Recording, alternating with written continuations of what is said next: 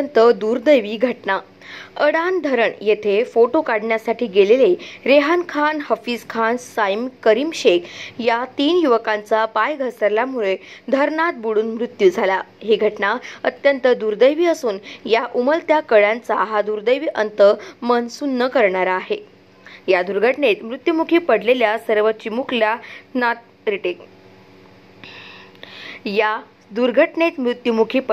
सर्व चिमुकल्यांना सद्गती लाभो आणि हे प्रचंड दुःख सहन करण्याची ताकद त्यांच्या आई-वडिलांना मिळो अशी प्रार्थना करणारी भावना संजय उत्तमराव देशमुख, खासदार यवतमाळ वाशिम लोकसभा यांनी व्यक्त केली। काल अतिशय दुर्दैवी घटना कारंजा शहरामध्ये 3 आमच्या तरुण मुलांचा मृत्यू त्या ठिकाणी झाला तलावामध्ये बुडून।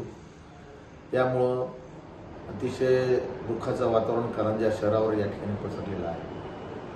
आज आपण कार्यक्रम सत्काराचा सुद्धा आयोजित केला होता, परंतु या दुःखद प्रसंगामध्ये हा कार्यक्रम आपला सत्काराचा कार्यक्रम घेणं उचित होणार नाही, म्हणून आजचा कार्यक्रम आपण या ठिकाणी रद्द करत आहे। आणि जे 3 आमचे युवा मुलं या ठिकाणी मृत्यू पडले, परमेश्वर त्यांच्या आत्म्याला शांती देव अशी ईश्वरचरणी प्रार्थना करतो। आणि या परिवाराच्या दुःखामध्ये आम्ही सर्व मंडळी त्यांच्या दुःखामध्ये सहभागी आहोत।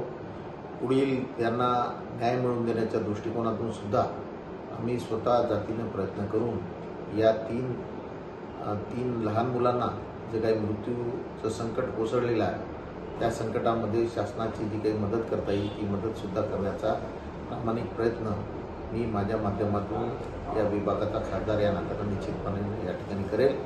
आणि आजचा जो सत्काराचा कार्यक्रम आहे तो या ठिकाणी आपण रद्द करत आहे, याची नोंदसुद्धा आपल्या सर्व नागरिक बंधूंनी घ्यावी अशा प्रकारची विनंतीसुद्धा मी आपल्या या माध्यमातून आपल्या सर्वांना करत आहे।